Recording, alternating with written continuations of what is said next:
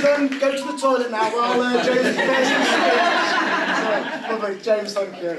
Good. So, I'd like to thank everyone for coming again to share this special day. I'd like to thank Roger for his excellent speech, and just remember, you're not losing a granddaughter, you're gaining a 49-year-old grandson. It's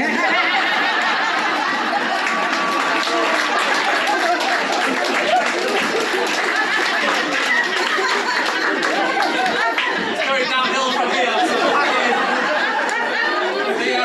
I'd say the bride and the bridesmaids all look lovely. It does remind me of that classic love story, Beauty and the Beast.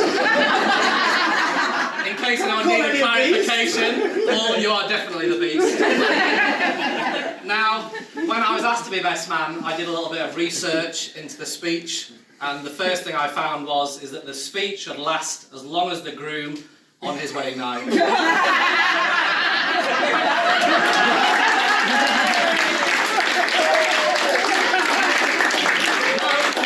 There's far more to come. But just like Paul, this speech will be short and not very funny.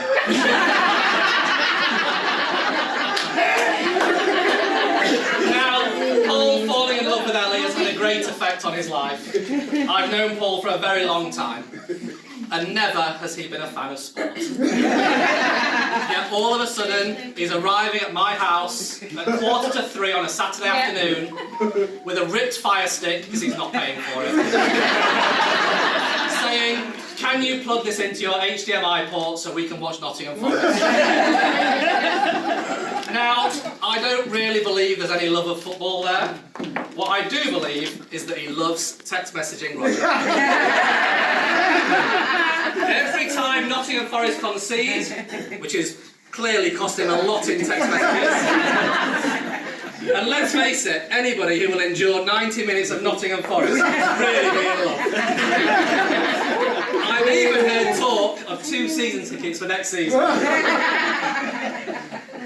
Now, today is also another great day, because Paul has come to a realisation that I am actually the best man.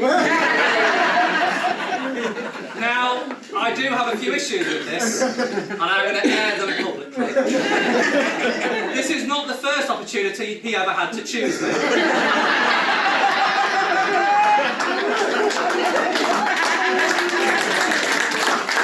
Now, initially, I thought he was saving me for his gay wedding. It may still be coming, we don't know. But I would like to welcome Simon. Simon has flown all the way from Ireland today with his wife Rose, who previously was thought of as the best man. Twice.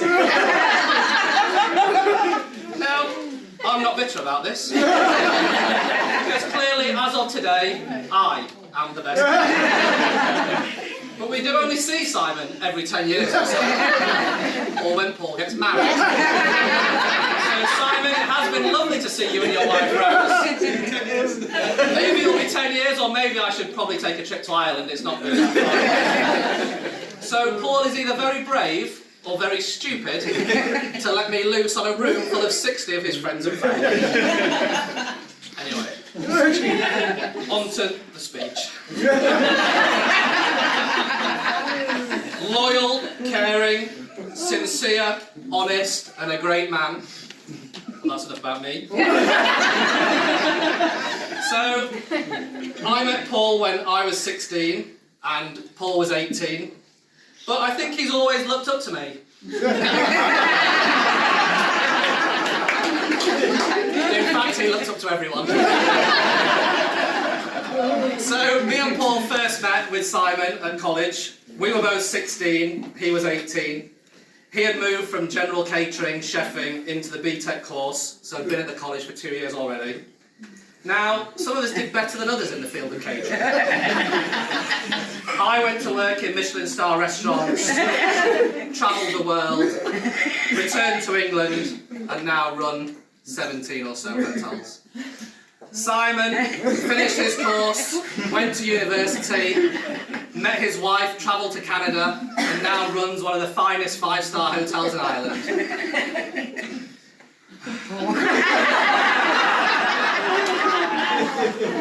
Paul, on the other hand, took a slightly different direction. He went to work as a pepper boy. Now, if you don't know what a pepper boy is, a pepper boy works in an Italian restaurant. They walk around the restaurant, tail dishes.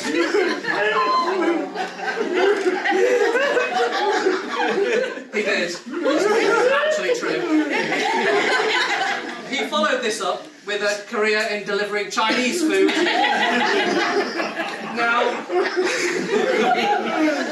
it was at this point that Paul really knew he was probably unemployable. He then decided he would become an entrepreneur. Now, this is what first took him into property. I remember one Saturday morning, hungover, aged about 20, heading out to one of his student houses. We arrived there, next piece of paper. There's only a few more to go.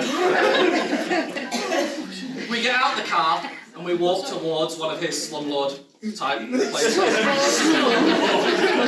you can imagine, Paul owned it, come on. So as we walk towards the door, there is quite a well-to-do family stood there, waiting with their daughter, expectant to go to university. As we walk towards the door, the father looks over to us and says, "Hello, are you here to look at the house as well?" Paul looks at him and says, "No, I own it," much to their amazement. Anyway, moving on from Paul being an entrepreneur, as most of you know, Paul met Ellie at his most recent workplace, the Undertakers. If that's his proper name. Their eyes met across a zinc-lined, mahogany wood effect coffin, with deep embossed panel sides, a raised lid, clear polished, finished with Lincoln brass antique handles.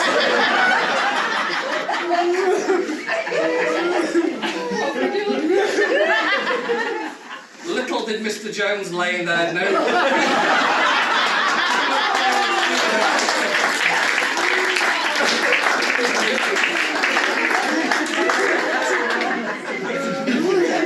It was good. Now, when Ellie started this new role, I expect she thought she may see a wrinkly dead body. Little did she know she would marry one.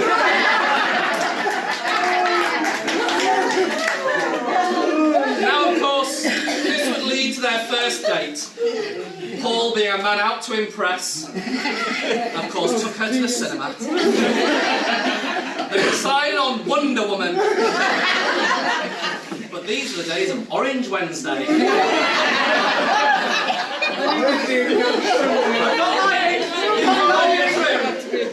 There was no need to make this up. This Paul put itself on a plate. So of course Paul only had to pay for one ticket. Exactly. The night ended with a short wait for a taxi home in Paul's car, which he likely made Ellie pay for. Now this should have been a red flag from the start. This moves me on to one of Paul's defining traits. I did look in the dictionary, some words for this, just so I could be clear. Thrifty. Tight. Miserly. Penny pinching. Economical. To put this into some context, when I was at college with Paul, he could drive. Now I lived in Haddisage, which is about 15 miles from college. And occasionally, when he was feeling generous, he would offer to give me a lift. Now, we would set off on these lifts, and as we were driving along, Paul would say, "Oh, I'm a bit short of petrol." We would stop at the nearest petrol station. Now, we would stop at the petrol station, I would sit in the passenger seat, he would get out to go to fill the car with petrol. He would then come back with a great idea. And he would say, "Oh, before I fill up, here's £3. Now, petrol's a little bit cheaper back then, but £3 still didn't get you very far. He'd say, "Can you go in and pay?" At the time. So I would go in, I would stand there in the queue waiting to pay for petrol. I'd look out the window, he would be putting the petrol cap in, closing the petrol cap, sitting in the car. I would then walk up to the attendant and I'd say, pump number 3 please. And they'd say, yes, £10 please. It would have just been cheaper to get the train. Now, moving on to cars, Paul has a very interesting take on cars. He likes them, as long as they don't use petrol. Now, Paul's list of cars has never been particularly inspiring. The likes of a Micra, Fiat, Mini, Skoda and Peugeot come to mind. And they're never usually more than £1,500. He drives them until they die, and then he trades them in for scrap. But then he had a midlife crisis. And he went out and bought a Porsche. Unfortunately, the Porsche only lasted about 6 months, because it uses petrol. Now, this leads me to another story. About 15 years ago, a group of about 10 of us thought we'd have a weekend away. Somewhere in Europe. Educational. Spread our wings. So we went to Amsterdam. Now, there are many things you can see in Amsterdam if you've never been. There are canals. There are galleries. Van Gogh. There is the Anne Frank experience and Madame Tussauds. But none of those make this story. My story involves going for lunch at a bar in Amsterdam called the Banana Bar. Now, we all went in and we sat around the table and we ordered drinks and we ordered food. Paul, on the other hand, decided he wasn't hungry. So he ordered a glass of water.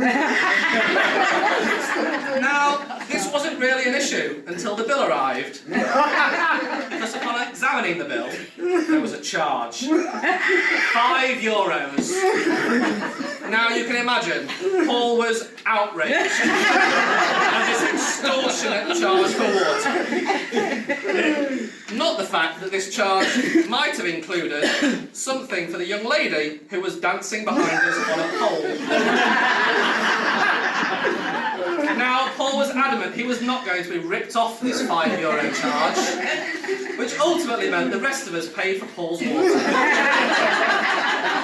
whilst he watched the young lady dance.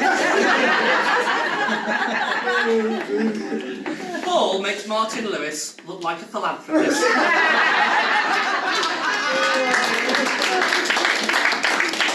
Now, we do actually have quite a close bond in the area of saving money, so I can actually confirm the only reason to marry him is for his money.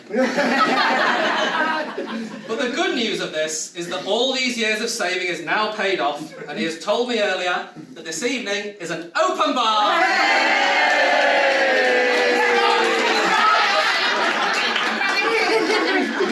I'm afraid, sorry, what he was actually telling me is that this lovely meal today is actually charged on a pay-per-head basis. So on the groom's behalf, he would like to thank the following people for not coming. Margaret, Pauline, Philip. No.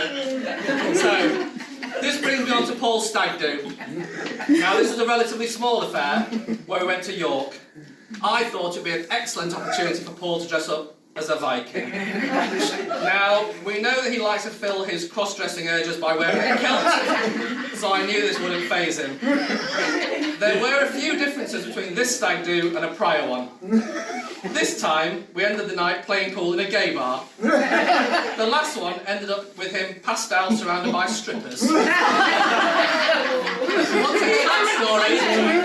you want to hear that story, I will be at the bar, and for one drink, I will recount the story. Now, the stag do went mostly without incident, apart from at one point when we were walking down York High Street, and from a distance I spotted an 18 Today balloon in pink. I looked across, and I could see that Paul had seen the same balloon, fixated like a cheetah on a gazelle. Something from Blue Planet. Paul had set off running. But fortunately, I managed to catch him before he could get too close. Again, those little legs let him down.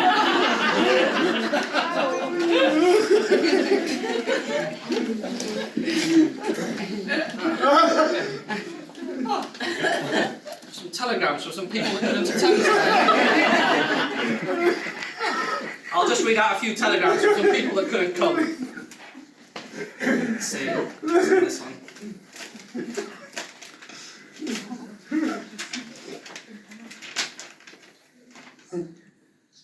To Paul and Ellie, all the best for the future. Just remember, Ellie, if he dies, he dies. Joan Collins.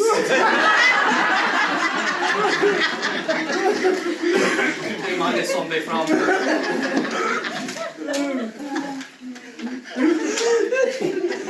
To Paul and Ellie, mostly to Paul, from all your friends on Harley Street. Dr. Mamatova at the Harley Street Hair Clinic. Dr. Kramer at the London Cosmetic Clinic. Don't forget your Botox top-up is due April 23rd. And Dr. Ralph from the London Andrology Clinic. You might have to Google andrology.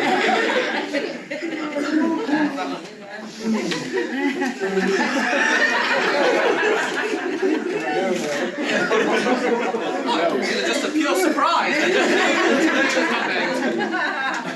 To Paul and Ellie, congratulations on your special day. Love you long time. Ting Tong, Mercedes, Porsche, Destiny, China, Dallas, Charlotte, Desiree, and all the other ladyboys at the cocktail bar.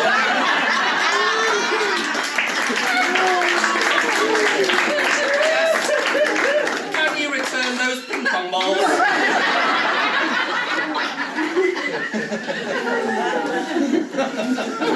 There's something in this one.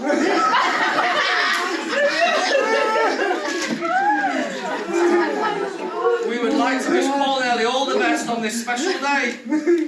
We have enclosed a gift we thought you might be able to use. Strong enough for a man, made for a woman. All the best, Viagra.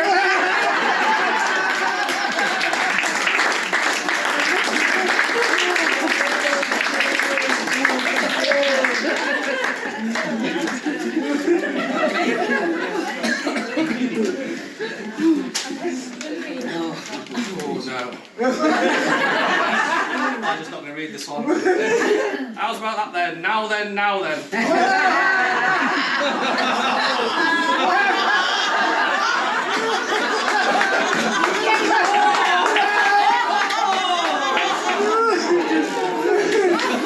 Now, Ellie has made one great decision today. She chose the venue.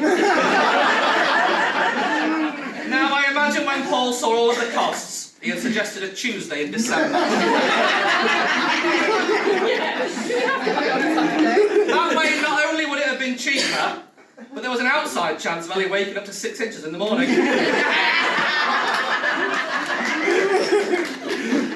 Paul, though, not to be outsmarted, said, "No, darling, let's have a spring wedding."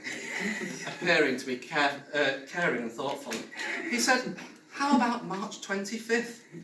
Now, to most people, this would have raised no alarms. But of course, we now know that tonight is daylight savings. Ellie has been guaranteed an hour of lovemaking.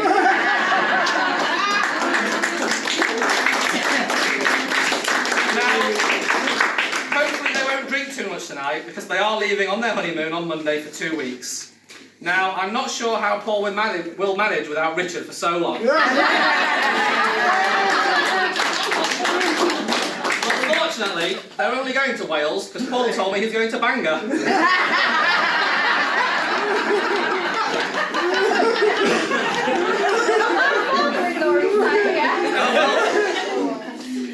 Right, on that note, I would like to raise a glass to Paul and Ellie, congratulating them on their marriage and wishing them all the best in the future.